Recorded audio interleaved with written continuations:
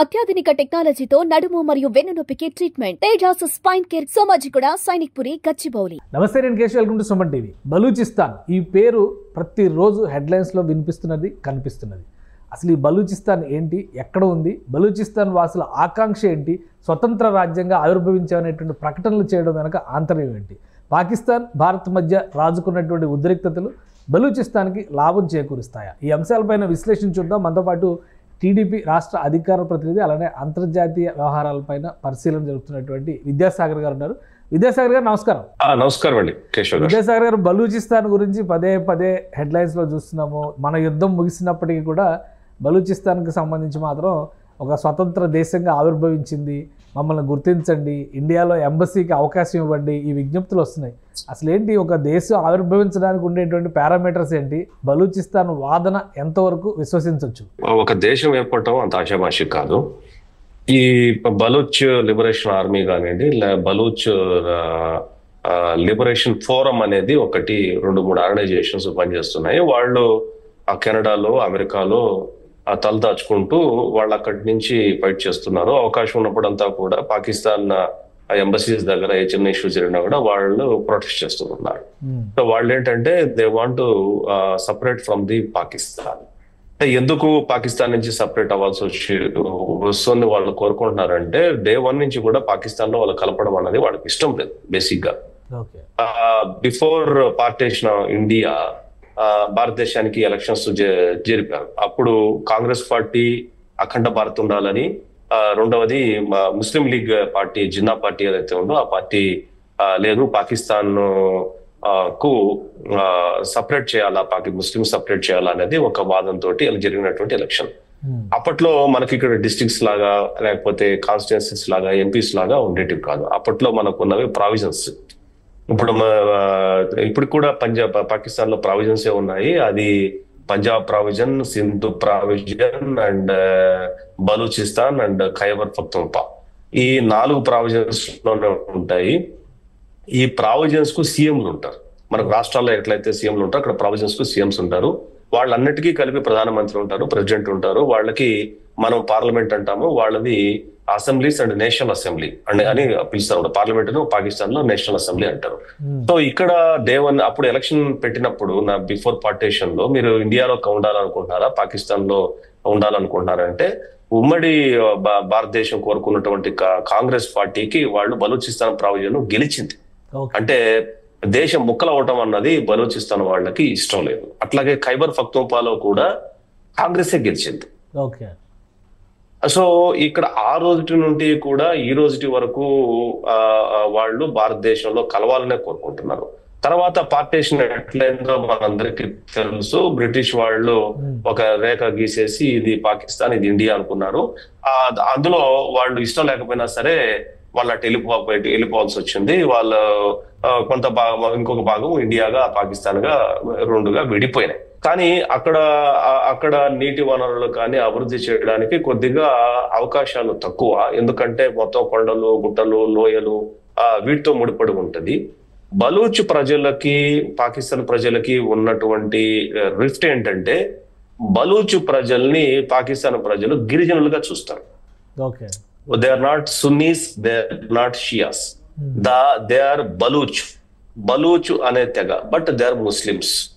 వాళ్ళు జీవన విధానం వేరుగా ఉంటది. అట్లాగే ఖైబర్ పఖ్తూన్ఖ్వాలో కూడా they are not Sunnis or Shias, they were Pakhtun అనే తెగకు సంబంధించినటువంటి వాళ్ళు. పఖ్తూమ్ తెగ ఎక్కడ ఎక్కువ ఉంటదంటే ఆఫ్ఘాన్ లో ఉంటది అనమాట. ఇప్పుడు ఆఫ్ఘాన్ వాళ్ళు ఎందుకు ఒక సపరేట్ గా ఒక ఆర్గనైజేషన్ పెట్టి టీటీపీ, తెహరీకే తాలిబాన్ పాకిస్తాన్ అని ఎందుకు పెట్టారు అంటే, దాని టీటీపీ అధ్యక్షుడు కూడా పఖ్తూన్ తెగ చెందిన వాళ్లే. ఆఫ్ఘనిస్తాన్ వాదన ఏంటంటే, పఖ్తూన్ తెగను కూడా మొత్తం అంతా ఒకే ప్రాంతంలో ఉండాలా, పఖ్తూన్స్ అందరూ ఒకే ప్రాంతంలో ఉండాలన్న ఉద్దేశంతో అక్కడ తాలిబాన్లు ఈ పఖ్తూన్ వాళ్లకు మద్దతు ఇచ్చేందును కొంత ఏరియాని ఏదైతే ఉందో 30-40% ఖైబర్ పఖ్తూన్ ఏరియాను ఆఫ్ఘనిస్తాన్ లో కలపడానికి వాళ్ళు ఫైట్ చేస్తున్నారు. కానీ బ్రిటిషర్స్ ఆ రోజు గీసినటువంటి రేఖ పేరు ఏంటంటే డ్యూరాండ్ రేఖ. ఆ డ్యూరాండ్ రేఖను ఆఫ్ఘనిస్తాన్ ఒప్పుకోవట్లేదు, పాకిస్తాన్ అదే కరెక్ట్ అని వాళ్ళు అంటున్నారు. So come to the point, బలూచ్కి ఏంటంటే, బలూచ్ ఎప్పుడైతే మేము సపరేట్ కావాలని చెప్పి ఎన్నో ఉద్యమాలు చేస్తున్నప్పుడు ఇక్కడ పాకిస్తాన్ మిలిటరీ వాళ్ళు అక్కడ ఉన్నటువంటి ఎవరైతే ఉద్యమం చేస్తున్నటువంటి వాళ్ళను దాదాపు ఒక 2300 మంది యువకుల్ని కిడ్నాప్ చేసింది. 2300 మందిని. ఆ కిడ్నాప్ చేసినటువంటి వ్యక్తులు దాదాపు 10 ఏళ్ళు అయింది. వాళ్ళు ఇప్పటి వరకు ఎక్కడున్నారో తెలియదు. వాళ్ళని చంపేశారు.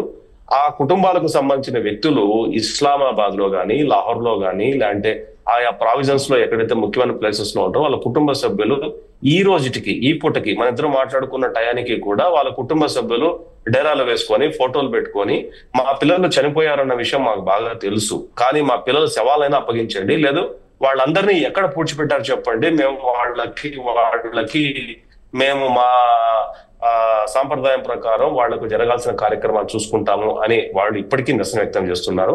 అట్లాగే బలూచ్ లో ఉన్నటువంటి ఆడవాళ్ళని ఎవరైతే తిరగబడతారో వాళ్ళందరినీ దాదాపు ఇప్పటి వరకు 1800 మంది పైగా ఆడవాళ్ళని చంపేశారు. ఈ 2300 మందిని కాకుండా ఆడవాళ్ళు చేస్తే ఇదంతా కూడా పెరిగి ఏమైంది, అది చాలా ఒక పీక్ స్టేజ్కి వెళ్ళిపోయింది. ఈ మధ్య కాలంలో ఈ టెన్యూర్ లోనే ఏమైందంటే చైనా పాకిస్తాన్ తో టైఅప్ పెట్టుకొని పిఓకే గుండా ఆ పంజాబ్ ప్రావిజన్స్ మీదుగా, సింధు ప్రావిజన్ మీదుగా బలూచిస్తాన్ లోని గ్వాదర్ పోర్టును నాకు తెలిసి $60 బిలియన్ ఏమో ఖర్చు పెట్టి ఉండాలి. సబ్జెక్టు కరెక్ట్ అది. సో ఇప్పుడు గ్వాదర్ పోర్ట్ ఎక్కడుందంటే బలూచిస్తాన్ లో ఉంది. బలూచిస్తాన్ లో అక్కడ గ్వాదర్ లోనే ఇంకొక ఇంటర్నేషనల్ ఎయిర్పోర్ట్ కట్టారు. ఇప్పటి వరకు ఎవ్వరు దాన్ని ఓపెన్ చేయలేదు. అంటే అది కట్టింది గ్వాదర్ ఎయిర్పోర్ట్, ఇంటర్నేషనల్ ఎయిర్పోర్ట్ కట్టింది ఎవరికంటే చైనీస్ పోస్ట్మనీస్. అక్కడ బలూచిస్తాన్ లో చైనీస్ కాలనీస్ ఉన్నాయి. వాళ్ళు అక్కడ ఎందుకు కాన్సన్ట్రేట్ చేశారంటే, బట్ అక్కడ బంగారు నిల్వలు కానివ్వండి, చాలా విలువైనటువంటి ఖనిజ నిక్షేపాలు అక్కడ కలిగి ఉంది అన్న విషయం చైనా అండ్ పాకిస్తాన్ గుర్తించి ఎలాగైనా సరే బలూచుల్ని అనగదోకి అక్కడ మైనింగ్ తో పాటు ఇంపోర్టెంట్ ఎక్స్పోర్ట్ కి గ్వాదర్ ఎయిర్పోర్ట్ ను వాడుకోవాలన్నది వాళ్ళ ప్లాన్. ఇప్పుడు ఎప్పుడైతే ఇండియా పాకిస్తాన్ ఈ జరిగినటువంటి తెల్గామ్ ఇన్సిడెంట్ జరిగినప్పుడు ఎప్పుడైతే మనం పాకిస్తాన్ తో ఇది వార్ కాదండి, ఆపరేషన్ మాత్రమే, వార్ ఇస్ సపరేట్ డిఫరెంట్, మనం చేసింది ఆపరేషన్ మాత్రమే.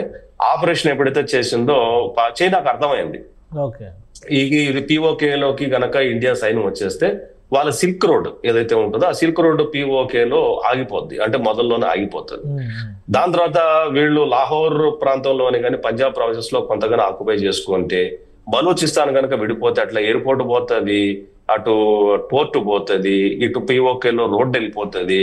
పెట్టిన $60 బిలియన్ ఏదైతే ఉందో ఇది సబ్జెక్టు కరెక్ట్ ఎంత పెట్టారన్న దాని మీద మొత్తం అంతా కూడా వెళ్ళిపోతున్న ఉద్దేశంతో చైనా స్ట్రాంగ్ గా పాకిస్తాన్ ని డిఫెండ్ చేస్తుంది.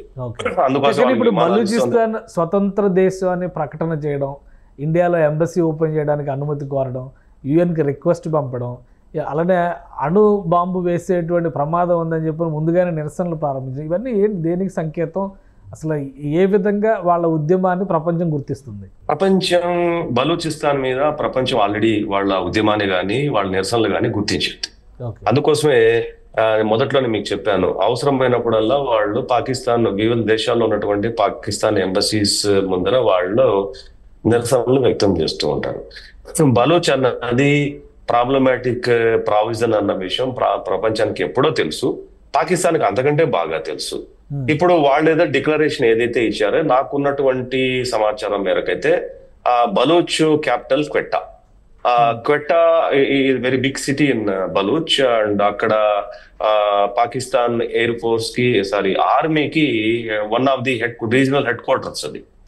ఆ హెడ్ క్వార్టర్స్ లో ఉన్నటువంటి సైన్యాన్ని అంతా కూడా వాళ్ళు తరిమేసి ఆ హెడ్ క్వార్టర్స్ ను కూడా బలూచులు స్వాధీనం చేసుకున్నట్టు ఇన్ఫర్మేషన్ వస్తోంది. అయితే ఇప్పటి వరకు బలూచులు ఏదైతే ఉద్యమం చేస్తున్నారో వాళ్ళు టోటల్ బలూచిస్తాన్ లో 80% ఆఫ్ ది ల్యాండ్ ను వాళ్ళ చేతుల్లో పెట్టుకున్నారు బలూచులు. అంటే వాళ్ళ చేతులకు వచ్చింది. ఇప్పుడు ఇంకా 20% మాత్రం పాకిస్తాన్ పరిధిలో ఉంది. అక్కడ పాకిస్తాన్ పోలీస్ స్టేషన్లు లేదంటే పాకిస్తాన్ ఆర్మీ పోస్టులు ఉన్నాయి. ఇప్పుడు 80% ఆఫ్ ది బలూచ్ ఏరియాలో పాకిస్తాన్ పోలీస్ స్టేషన్లు తీసేశారు, పాకిస్తాన్ కి సంబంధించినటువంటి ఆర్మీ పోస్టులను తీసేశారు, పాకిస్తాన్ కి సంబంధించిన ప్రభుత్వ కార్యాలయాలను తీసేశారు. అక్కడ అన్ని కార్యాలయాల మీద, అన్ని పోలీస్ స్టేషన్ల మీద, అన్ని ఆర్మీ బేసుల మీద వాళ్ళు బలూచ్ జెండాను ఎగరేశారు. వాళ్ళు ఇప్పుడు ఏం చేస్తే ఇది మా ఆధీనంలో ఉంది కాబట్టి మీరు మమ్మల్ని సపరేట్ దేశంగా గుర్తించండి, అవకాశం ఉంటే మాకు బలూచ్ దేశంకి సంబంధించి ఒక ఆఫీస్ కూడా ఇండియాలో ఓపెన్ చేస్తామని చెప్పి ఇండియాకు లెటర్ రాశారు. అట్లాగే యుఎన్ కూడా లెటర్ పెట్టారు, మా సపరేట్ దేశంగా గుర్తించమని. అది సాధ్యమా? అది అంత ఈజీగా పాకిస్తాన్ ఏమో వీళ్ళంతా తీవ్రవాదులు ఏరి పారేస్తామంటున్నారు, ఇంకోవైపు వీళ్ళు స్వేచ్ఛావాదులు, మేము మా దేశం మాకు కావాలంటున్నారు. సో ఏంటి పరిష్కారం ఏంటి? ఇండియా వర్సెస్ పాకిస్తాన్ ఉద్రిక్తత నేపథ్యంలో ఇది ఒక దేశం ఆవిర్భవిస్తుంది అని ప్రచారం బాగా గట్టిగా జరిగింది. అప్పుడు బంగ్లాదేశ్, ఇప్పుడు బలూచిస్తాన్ రెండు ఆవిర్భవిస్తున్నాయని చెప్పారు అన్నారు. ఆ సంకేతాలు ఏమైనా ఉన్నాయా? ఇది సాధ్యమా? ఉన్నాయి. ఇది సాధ్యమా అన్న ప్రశ్నకు వస్తే ఇది సాధ్యమే. ఎందుకంటే బంగ్లాదేశ్ ఈస్ట్ పాకిస్తాన్ విడగొట్టి ఏ రకంగా అయితే ఇందిరాగాంధీ 1971 వారిలో ఏ రకంగా అయితే సపరేట్ చేయగలిగిందో, అట్లాగే ఆ రోజు కూడా ఇప్పుడు బంగ్లాదేశ్ ముస్లిం కంట్రీ అయినప్పటికీ కూడా అక్కడ భాష ఉర్దూ కాదు, హిందీ కాదు, అక్కడ బంగ్లా మాట్లాడతారు. ఇక్కడ కూడా ఖైబర్ పఖ్తూన్ఖ్వాలో కూడా వాళ్ళు పాకిస్తాన్ లో మాట్లాడే భాష మాట్లాడరు, వాళ్ళు బలూచ్ లాంగ్వేజ్ మాట్లాడతారు. అంటే ఈ లాంగ్వేజ్ ఆ లాంగ్వేజ్ కు సంబంధం లేదు.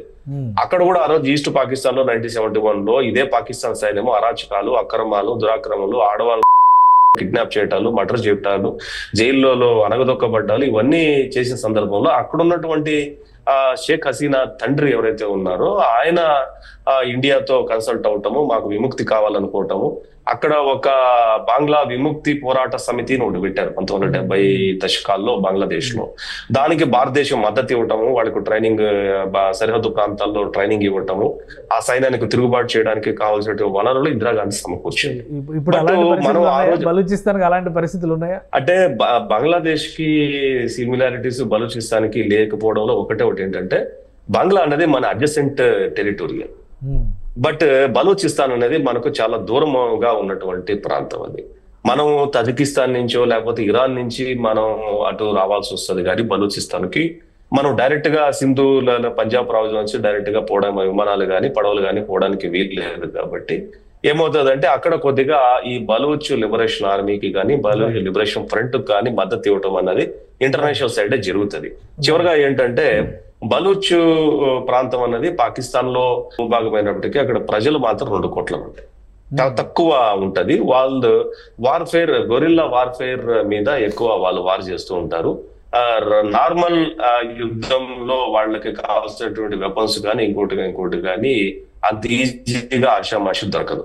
కానీ అజిత్ దోవల్ గారు ఒక 6 ఏళ్ల క్రితం ఒక మాట చెప్పారు. ఏది మన ఊరి మీదనో లేకపోతే ఇంకొకటి 2019లో ఒకటి జరిగిన సంఘటన జమ్మూ కాశ్మీర్ లో. అప్పుడు చెప్పిందంటే ఈసారి ఇంకోటి ఇలాంటి జరిగిందంటే మీరు ఖైబర్ పఖ్తూన్ఖ్వా బలూచిస్తాన్ ని మీరు మర్చిపోండి, Balochistan will become a separate territorial as individual country అన్నది ఆయన స్టేట్మెంట్ ఇచ్చారు. Still I hope that Ajit Doval గారు ఇచ్చిన స్టేట్మెంట్ కు భారతదేశం కట్టుబడి ఉంటది.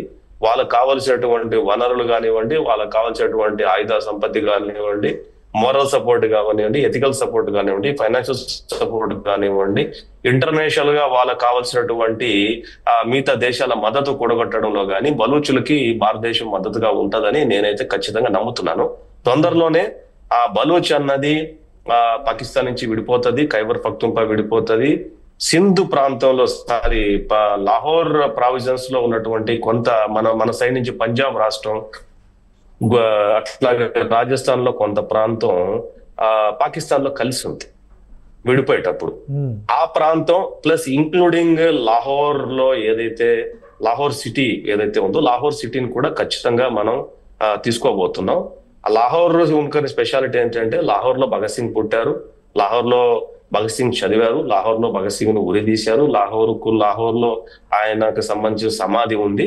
అది మనకు లాహోర్ అనేది స్ట్రాటజికల్ గా లాజిస్టిక్ గా మనకి ఏ రకంగా తీసుకున్నా very very very important place మనకు అది. అక్కడ ఒక భగత్ సింగే కాదు, రాజ్గురు, సుఖ్దేవ్ కూడా అక్కడ వాళ్ళ సమాధులు ఉన్నాయి.